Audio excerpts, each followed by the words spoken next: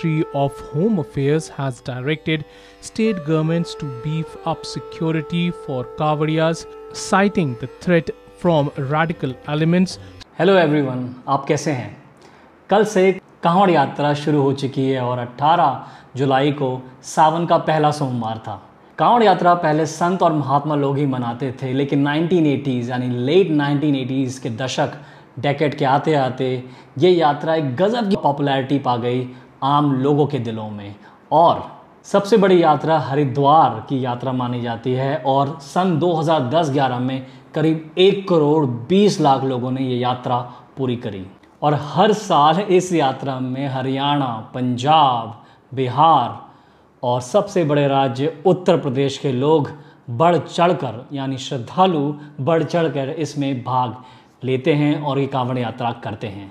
लेकिन एक बदलाव के साथ इन कुछ सालों में जिन जिन राज्यों में बीजेपी की सरकार आई, उन सरकारों ने कांवड़ यात्रा के दौरान मीड बैन पर जोर दिया है।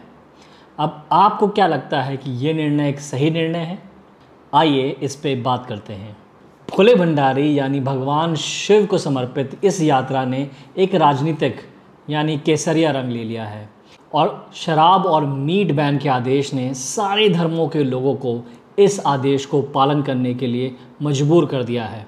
तो सवाल ये उठता है कि मीट और शराब बैन कांवड़ यात्रा के दौरान एक सही निर्णय है कि नहीं, क्योंकि इन दिनों में कांवड़ यात्री इस दौरान एक यात्रा करते हैं जो कि धार्मिक यात्रा है और ये शांति, सद्भाव और प्रेम का सूचक है। तो जो लोग इन यात्रा के दौरान भी मीट और शराब का सेवन करते हैं, जो कि वो अपने पैसे से करेंगे, उनका ये सेवन करना क्या एक गलत काम है? आप इसके बारे में क्या सोचते हैं? यूपी में चुनाव के बाद जीत मिलने पर बीजेपी के मुख्यमंत्री के चेहरे योगी आदित्यनाथ ने कई कड़े कदम उठाकर सुर्खियां बटोरी हैं। वो ऐसा कोई मौका नहीं जाने देते जहां पर वो किसी धर्म विशेष के संरक्षक के रूप में ना उभरें, क्योंकि ऐसा करने पर जनप्रतिनिधि के रूप में वो कामयाब और प्रसिद्ध होते हैं।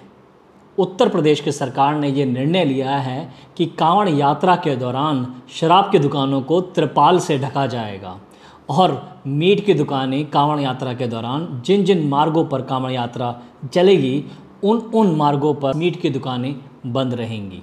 दिल्ली पुलिस ने तो लुहार यानी ब्लैक्समिथ उन लोगों को हटाने का निर्णय लिया है, क्योंकि दिल्ली पुलिस के अनुसार ये लोग मीट खाकर हड्डियां सड़क पर फेंक देते हैं और ये हड्डियां कांवड़ यात्रियों के आस्था को ठेस पहुंचाएंगी, उन्हें बुरा लगेगा। आपको क्या लगता है, कांवड़ यात्रा की आस्था और महत्व हिंदू धर्म में सबसे ऊपर होना चाहिए? मेरे हिसाब से बेशक होना चाहिए, लेकिन इन 15-20 दिनों में जो मीट और शराब की दुकानें बंद रहेंगी और जो लोग इनका सेवन करते हैं, चाहे वो किसी भी धर्म विशेष के क्यों ना हों, उनको बुरा नहीं लगेगा क्या?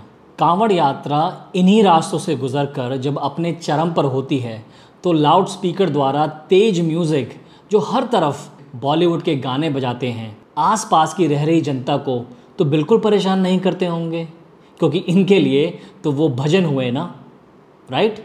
आप इसके बारे में क्या सोचते हैं? मतलब दूसरों की तकलीफ़ें यानी वो लोग जो रात में सोकर सुबह सुबह ऑफिस जाते हैं, उनकी तकलीफ़ों का क्या? क्योंकि वो भी तो उसी मार्ग, उसी रास्ते पे रहते हैं। या फिर उनसे भी आप यही कहेंगे सिर्फ 15-20 दिनों की तो बात है, झेल लो, उसके बाद आराम से जाना। मैंने ऐसी न्यूज़ भी पढ़ी जिसमें बताया गया कि कांवड़ यात्री जिसमें भारी मात्रा में नौजवान कांवड़ लेके आते हैं, जी हाँ यंगस्टर्स, काफ़ी इंटरटेनिंग हो जाते हैं।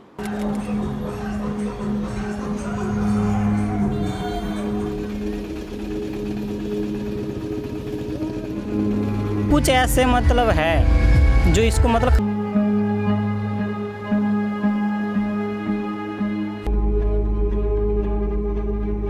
अब भोले का प्रसाद पाकर कुछ लोग तो मस्त हो ही जाते हैं।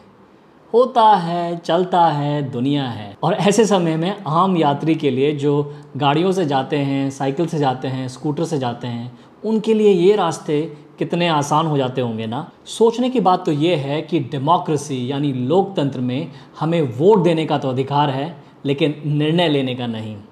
हमने कई कानून जैसे कि right to information act, Lokpal bill लाकर अपनी डेमोक्रेसी और लोकतंत्र को सशक्त तो किया, लेकिन आम आदमी अपनी परेशानी को झेलने और जैसे तैसे ज़िंदगी गुजारने का आदी सा हो गया है। ये धर्म की राजनीति जो कि हमारी आम जिंदगी को हर पल प्रभावित करती है, क्या ये इतनी ताकतवर, इतनी बड़ी है कि इसकी तरंगे हम आने वाले वक्त में भी महसूस करते रहेंगे? ये निर्णय मैं आने वाले वक्त पर छोड़ता हूँ। तो ये वीडियो आपको कैसा लगा ये मुझे कमेंट्स में बताइए। आपके विचार इस बैन के बारे में क्या हैं मुझे कमेंट्स में लिखिए। और अगर आपको ये वीडियो अच्छा लगा तो इसे लाइक करिए, शेयर दिस वीडियो अगर आपको ये विचार आगे लोगों तक पहुंचाना है, and subscribe to my channel. और बहुत बहुत धन्यवाद आखिरी तक देखने का। शुभ रात्रि।